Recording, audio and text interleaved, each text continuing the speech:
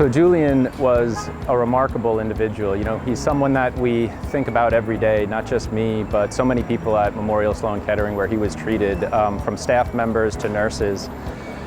Dealing with cancer is a very lonely road for many people, especially when you're dealing with a rare and devastating cancer when you're young.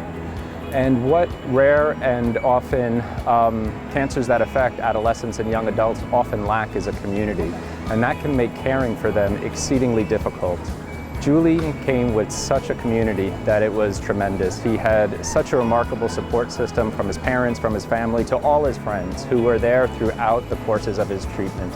And that really instilled a tremendous amount of strength in him and strength in us. And that compounded Julian's strength. Julian was a vibrant, strong athlete, young man who really embraced everything we tried to do for him and the entire fight throughout the course of his disease. And that's the type of inspiration that holds with us today. And it's the type of inspiration that allows us to continue our journey. And standing here today, I am totally not shocked that his family is doing all of this to further help people with rare cancers and adolescents and young adults with cancer. Team Julian, before they even start this cycle cross country, has raised in the past 4 years over $500,000 for Cycle for Survival. Tell us why those dollars are so critical and how it's actually moving the needle for you guys for research. Yeah, it's remarkable, and it's something that I was talking to about before, is the community that surrounds people with cancer. And it's a very difficult thing to establish, especially in rare cancers. Many of the larger cancers have very large communities, an understanding of the disease and an understanding of what needs to be done. And unfortunately, we don't always have that community within rare diseases.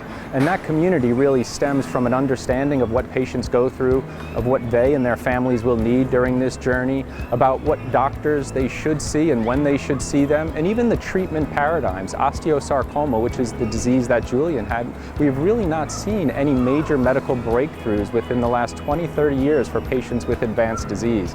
And this is where these dollars are critical.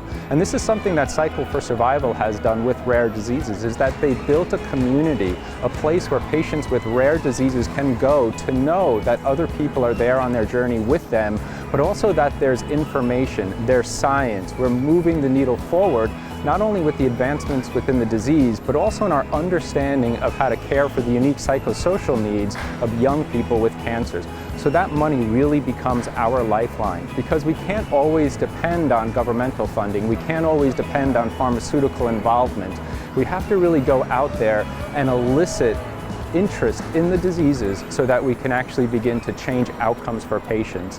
And that's what this funding does for us. It gives us hope. And every dollar that's raised goes immediately to helping patients, to improving research, to further building these communities, both for patients, families, but also within the research community.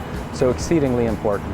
And I think it's important for people to know, since they are traveling across 17 states to get to California, that while Cycle for Survival is the conduit to Memorial and Sloan Kettering's research, this research benefits every institution and every person across this country. Everybody. And I think, again, this taps into the word community that I use. In rare diseases, we have a very strong international community of scientists, researchers, clinicians who really battle this disease. And we are constantly in contact.